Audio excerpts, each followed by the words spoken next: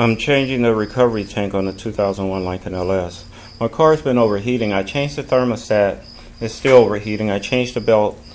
It's still overheating. So when I went to a shop to get it tested, they said it wouldn't build up enough pressure, so they couldn't test it. And the guy mentioned about the cap on here wasn't fitting right. So one of the guys at the shop said he thought it was the tank. I told him I don't think it's the tank because I went to Advanced Auto Part, tried a new cap on here, and I said it was still wobbly like this one. You see, this is wobbly. When I first got this tank from Napa about 2 years ago, I knew this thing didn't fit right, didn't seem right. So I let it go. I thought maybe the problem was more me and maybe the cap was okay, but the problem wasn't the cap. The problem is the bottle. So I got a flawed bottle from Napa, so therefore I decided for this one here, I got this one from Advance, so I didn't want to take a chance with the bottle from Napa again. Not that the other one would be flawed, but that's just something I decided not to do. Now on here we're going to have 3 hoses that's going to come off here. I'm trying to show you. You see we have this here, this, and we have one below from the bottom. That's going to have to come off.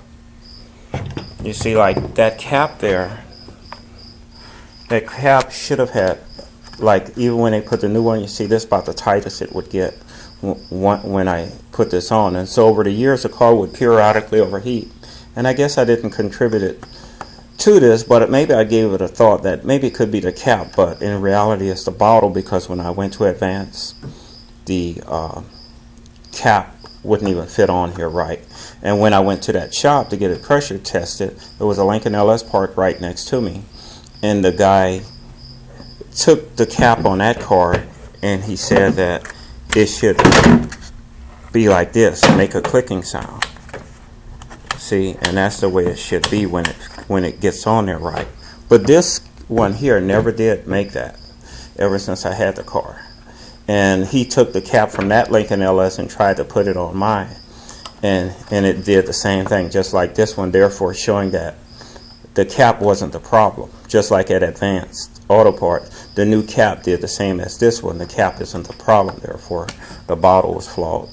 And so that's why I decided, well, I won't get this bottle from Napa next time. This here new bottle, so I just got it from Advance. But at least it has that clicking sound to it. Now on here, this one here comes off, because I already took this off. And to make sure I have the hoses connected right, and this here portion goes on here. I think that's the heater bleeder part here, where you just bleed it when you fill it with coolant. This is one part you want to unloose. I forgot what the instruction says, to have the RPMs so high and have the heater on full blast, and I guess after so many minutes unloose this and so that it can bleed the air out. So this part here will go on like that, through that, and it just hangs on that. And to make sure I didn't have these connected wrongly on the wrong ones, I just decided on some parts of my car, I'll mark what goes to what.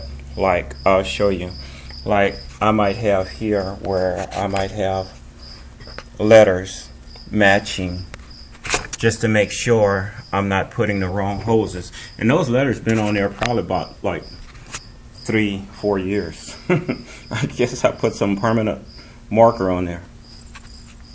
And so, but since I'm not marking these, I'm just putting this on this side just to show that, remind me that it goes on the one on this side, and leave this right here. And so as I showed you on this one here, is going to be a total of 3 hoses that's going to come off. These 2 and 1 down here. This is the one down here that's going to be coming off. This one here, of course, takes more effort, but I think what I did before, about 2 years ago when I replaced the bottle, as I was taking this off, I was pulling on the bottle at the same time to help me to take this off versus just trying to push it off myself. I was using one hand to pull on the bottle to help me to get this off. So that worked. So that's about the hardest part when it comes to changing the bottle in this car. I hope that prevents the overheating.